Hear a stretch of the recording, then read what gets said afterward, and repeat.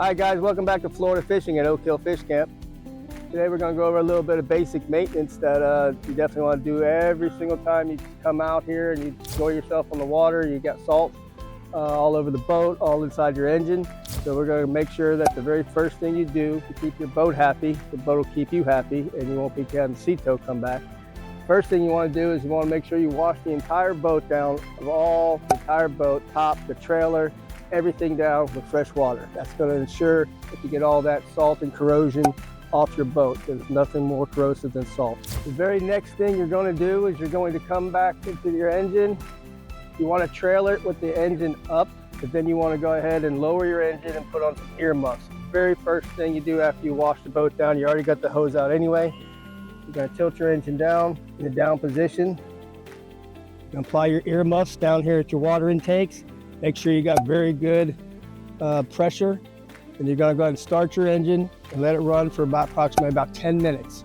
You want to make sure you get all that salt out of the inside of the engine. If you leave that salt inside your engine, it's going to block up everything for your heating. You're going to start having overheating problems, and most people, their engine's worth probably as much as their boat is. So you want to make sure you take care of this baby. It's your only source to and from fishing grounds. You're also going to want to make sure that you feel the water coming out and make sure the water is coming out. That way you know you're getting adequate flow.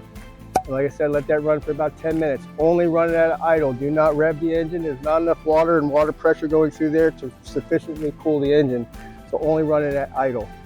The next thing you're going to want to do is, if you're storing the boat outdoors, you need to make sure the engine stays in the down position.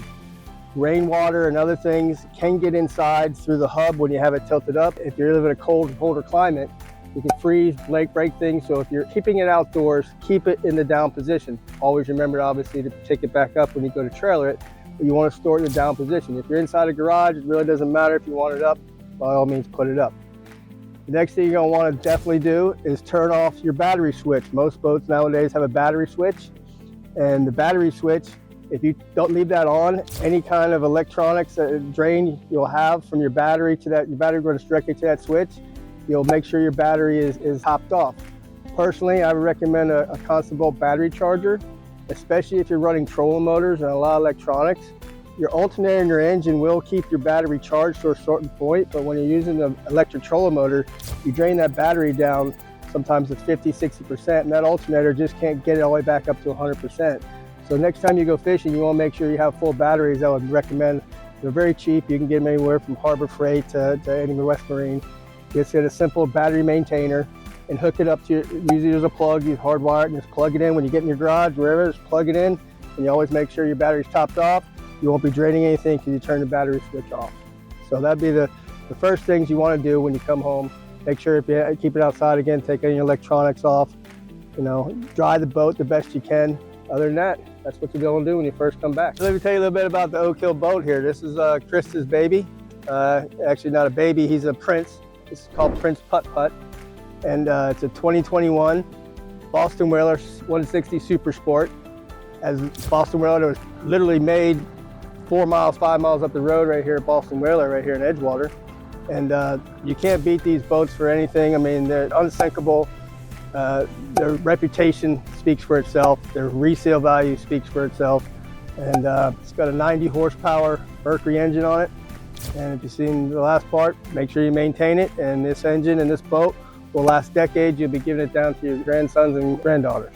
Now we're going to discuss some actual engine maintenance, some things that you need to do that's recommended in every owner's manual of every engine made whatsoever. And you really do need to follow it, guys, because these engines are not cheap, and little simple things and maintenance is going to save you tens of thousands of dollars possibly, depending on the type of engine you have. One of the most important things is your oil. It needs to be serviced every 100 hours.